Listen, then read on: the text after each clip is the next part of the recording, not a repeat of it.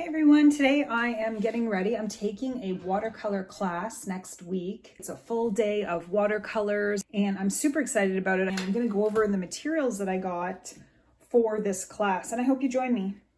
When I started my YouTube channel, I decided to start with a series of acrylics and watercolor paintings, and it was around the holidays, around Christmas time. I had so much fun trying to figure out watercolor. I have been following along other artists on YouTube, and one of the things I noticed that they use are these beautiful sort of brushes with these tips like this, where I had been using flat brushes that were not necessarily meant for watercolor, which I think these are great. I still use them for watercolor, but I see people on YouTube using these types of brushes, and I really can't wait to try these. They're just synthetic brushes, but it was in my budget, and they're the first brushes I've seen locally where I live that look like this. Some of the very first watercolor tubes I bought were Winsor Newton Cotman watercolors. I have a bunch of these in different colors. I feel like they're really bright and they go on really well. I got a few new ones that I'm really excited to use.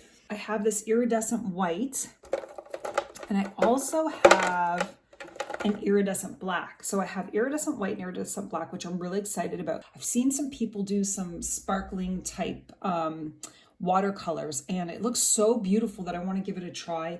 And leading up into the holidays is when I really like to use watercolors, because I practice, making cards, and I get inspired by different things like this little tin. And in this tin, I've got more watercolors. So these are also Winsor Newton. They're the same brand, Winsor Newton Cotman watercolors, but instead of being in the tube, they're in little pans. I've had these for probably 10 years. I love these. These are fantastic. But I think over the years I've stuck to a lot of acrylics and really only started playing with watercolor seriously last year. And if you go through my videos, maybe I'll include some links of my beginner of me doing my watercolors last year. So I'm hoping to see progress this year when I use them. I also have this brand, which I got off of Amazon. I love this tin, and when I open it up, I just cleaned it because this was a mess. But these colors are really bright and they go on really well, and I'm really, really happy with this pan of watercolors. Like, you get a lot of colors and it's very affordable. I was pretty pleased with this. I got this for Christmas last year, a little gift to myself, and super happy with these. I also have another thing of watercolors that I want to show you. I also have these Derwent watercolors. I just love the iridescent watercolors, so I got these, and I did like a little video on these, and some of these are really good. All of these are iridescent and shimmery. And then the other thing I have that I like for my watercolors is, this is going to be really messy because I didn't really clean this one a whole lot. But this is a watercolor palette that I must have got online. I've had it probably for 10 years, but what I really like about it is, and I'm sorry for the mess, but you can take your tubes of watercolor paint and just put a little bit into each section. So I actually must have a shimmery gold that I have. So these are probably a year old. I haven't touched these, but literally I just need to add a little water to them to reactivate them. And I'll use this to put different color paints on. I washed this today, but you can see, obviously, this is I use this a lot. And I think this is great if you're going somewhere and you want to paint. You could just put the colors you want, and it closes really well, and just pop it in your bag. When it comes to watercolor paper, my favorite and what is most available where I live is the Strathmore watercolor paper. I think they're both the same. These are the same. Cold press watercolor paper. It's acid free, it's heavyweight. It handles the water really well. I use a lot of water when I'm painting with watercolors, and this paper, you can see how thick it is right here, and it holds up the water. It holds up your watercolor paint really well. Other paper I find kind of warps a bit more, so I really enjoy this. I think I'm going to do just a little bit of practice with these new watercolor brushes, see how these work. And now I'm going to get started and play around with these watercolors and see what I can do. I'm going to be putting my watercolor paints on this jam jar, and I'm going to be using some water here. The interesting thing about this little water jar, I found this on the beach. This is an old 1950s, it's got to be the 50s, glass jar that held baby food. And I found it on the beach where my mom lives because that beach used to be a junkyard. Believe it or not, way back in the 50s, they used an actual beach as a junkyard. And so every time I visit, I go to this beach and I look for different things. I have found some, I can't wait to go again and find some more things, but I found a lot of jars. Oh, I should show you some of them. Maybe I'll show you at the end of this video some of the amazing jars from the 50s. You know, I'm a vintage, I love my vintage, and if I can find something, you know, beach combing or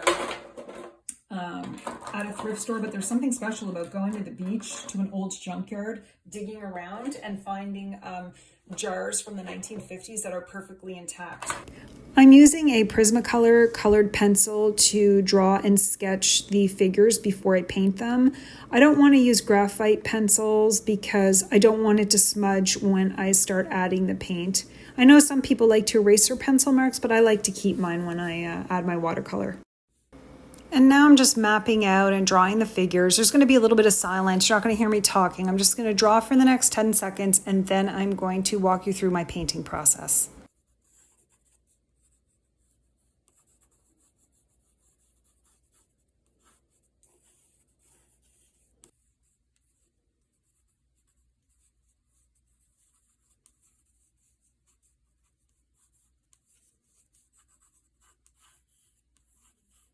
And I'm really not trying for, obviously, perfection here. I'm just trying to map out to try my paints. I'm going to use a small paintbrush. I don't know what size it is, but I'm wetting the paintbrush in my little baby food jar. And I'm going to maybe grab some red here and just try to do the dress. And I do like these paintbrushes. I think I'll do some bright colors. I think I'll do like a dark blue for this lady here. I like that blue. And I'm using, I don't know if you can see. Well, I will have to figure this out, my recording process. But for now, I'm just doing the best that I can. I'm gonna leave like that. And then the other lady, I think I'm gonna try some of this sparkly black. Well, I don't know. It doesn't look very sparkly to me.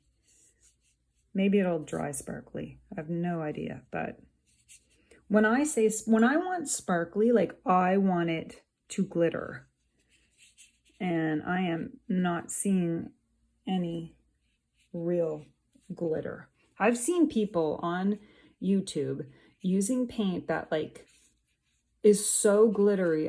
I'm like, I have to have it. So I'm going to go back and find out what kind of paint they're using, because when I use it, I don't, you know, to me, that's just gray.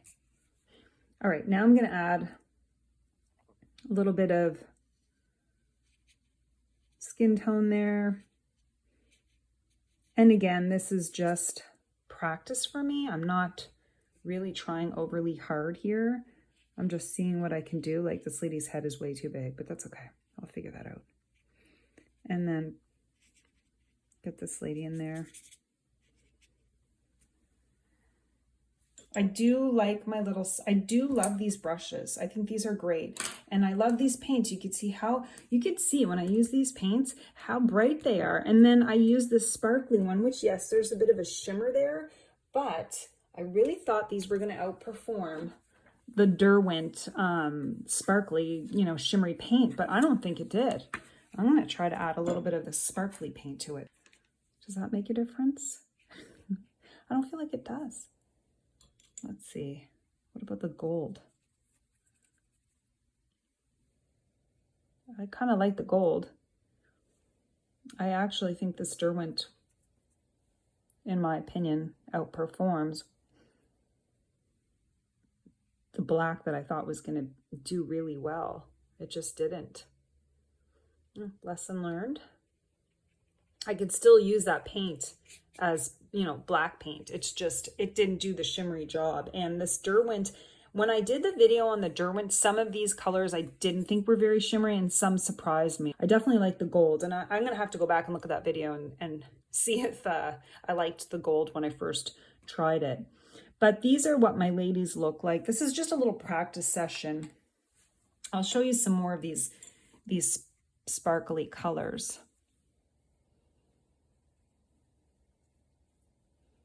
Let's see. Yeah, I really like this gold. Definitely like the gold. I wonder what other colors I liked. I think I liked, oh, I'm going to use this color on here.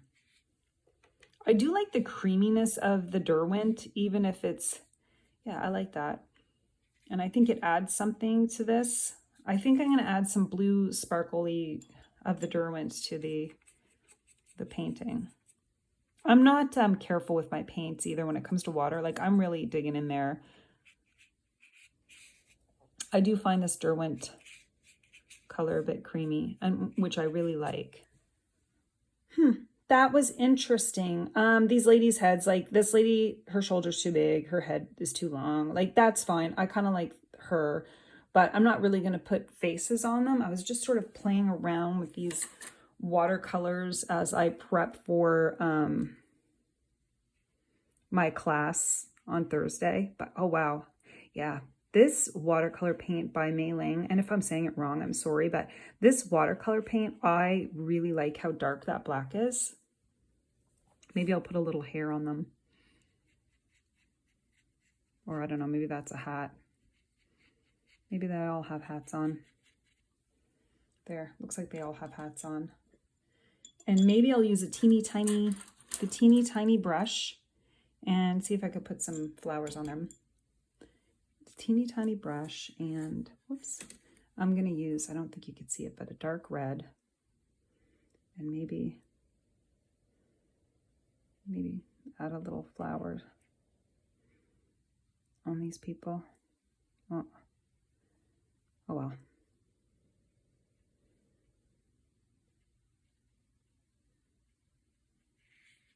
I don't know, I'm not a professional watercolor painter, but you know, I like bright and cheery colors, and this paint,